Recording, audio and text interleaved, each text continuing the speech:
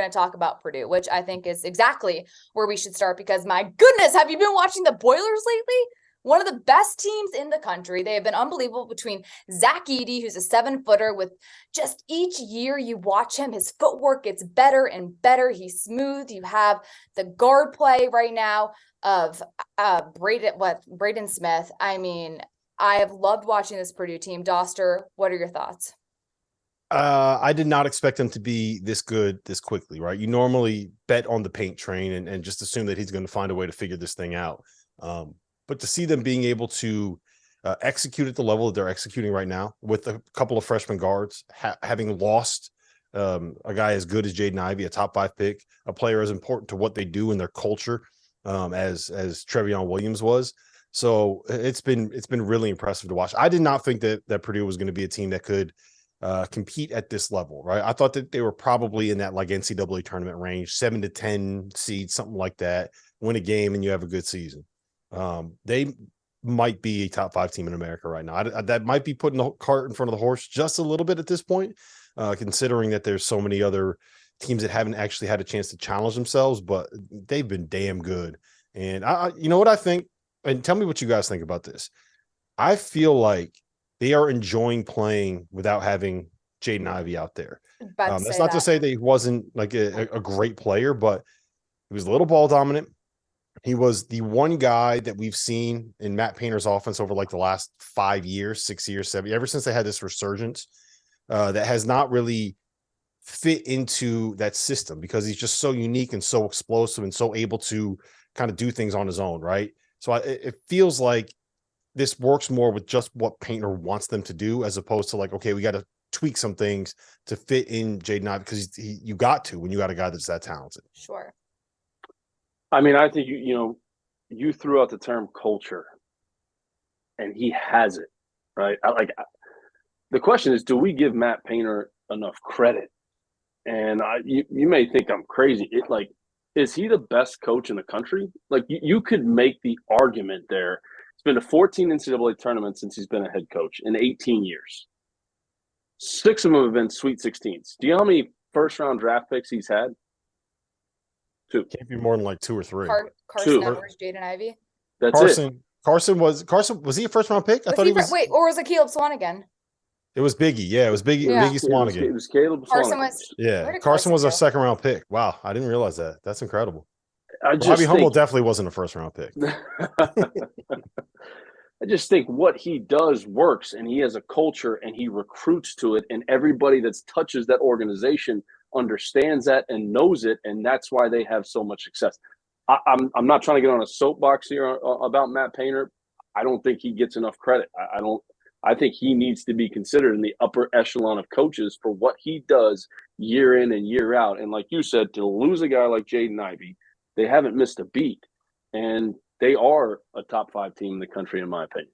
A couple of points you made with that too, though, to go off of creating that culture. First and foremost, Painter has gone on record saying, I only recruit guys that are going to stay 3 to 4 years because that's how you develop a culture. You watch the players in Painter's program, the guys that are on the roster their freshman year who don't play a ton are all of a sudden going to be stars by their senior year. Think about Ryan Klein in that run that he was able to make in those NCAA tournament games. Fantastic player who really trusted the system and kind of came up with Matt Painter's way. Number 2, he's very adamant about the personality test by Chad Brown, the profile. He sends it to recruits to see just like the values of what their values are and see how that kind of meshes with the value system at Purdue. And I think it's been a home run method for him to try to see the types of players he's bringing in.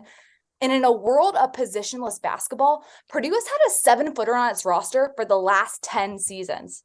I mean, think about that. That's going completely against the grain. In the world of one and dones, in the world of positionless basketball, a 7-footer constantly, who's been really good and impactful. Yeah, McCall, I got a stat for you. Are you ready for this? He, in 2017 and 2018, right, those 2 seasons, he set a record in I'm going to call it the synergy era. I don't know what else to phrase it as, but if you go and look at synergies like percentage of percentage of possessions that ended in post-ups, it was the years that they had Isaac Haas. They set records, right? Purdue set records for the most post-up offense, most of their offense that ran through post-ups. The next season, 2019, when they had Carson Edwards, when they had Ryan Klein, when they made that Elite 8, they set a Big Ten record for the most three-pointers attempted. Like, he completely switched how he was going to play based on the pieces that he has at his disposal. And I don't know how many coaches are able to do that. I also think it's interesting that he was on the hot seat, right? Do you guys remember this? I think it was the 2014 season, right? It was 2 years after Hummel left. And after that, like Jawan Johnson, Eton Moore, that crew left. They had back-to-back seasons where they finished under 500, and they finished last in the Big Ten in 2014. And there were calls for him to be fired. There were people that wanted him out. And I think he readjusted the kind of players that he recruited. To your point, the personality test and identifying people that fit with the culture and the program and the family atmosphere that he wanted to build. And it's worked for him. And he found a way. Jay Wright kind of went through the same thing, right?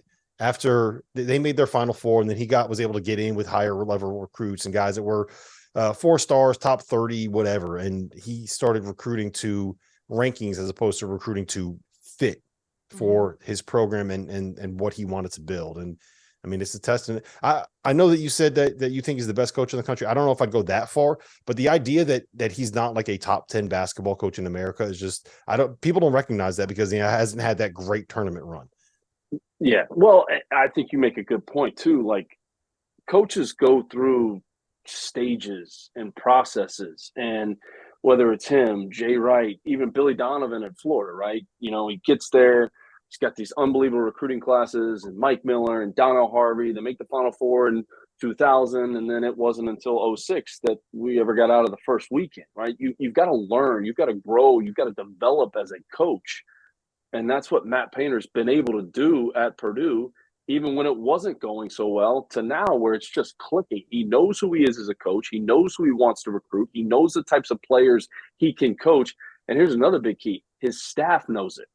They know who to bring in that he can coach as a head coach that fits the Purdue culture. And that's why they have so much success. I think it's also a credit to their administration, right? Everybody that touches that program, everyone that's associated with that program knows exactly what the culture is that Matt Painter's created there. And that's why they're sitting here where they are now.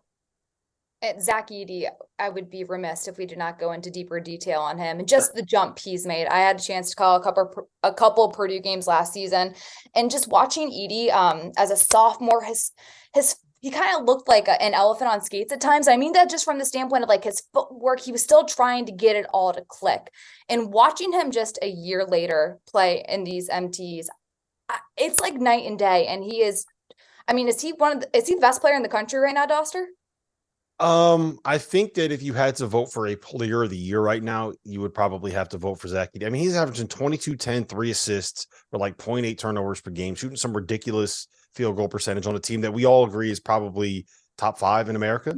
It has a resume as impressive as anybody. I got another fact for you. I don't know if you guys have heard this yet.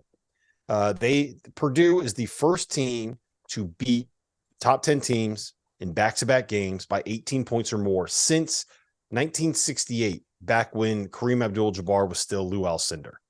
That's how long ago since. Yeah, there you go, the sky hook.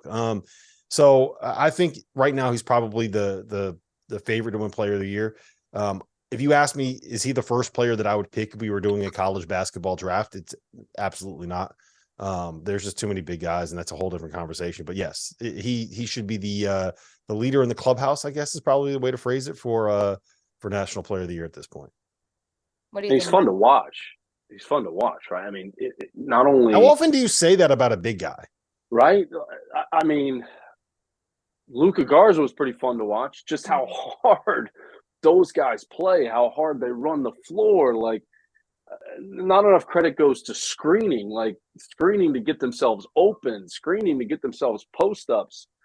I mean, just the size on the interior and the skill level and the footwork and the hands. I mean, yeah, I mean, right now, again, I think it's way too early to name a player of the year. Where is he at the end of the year? Obviously, knock on wood, it's got to stay healthy, but no question through the games that they've played, he's up there.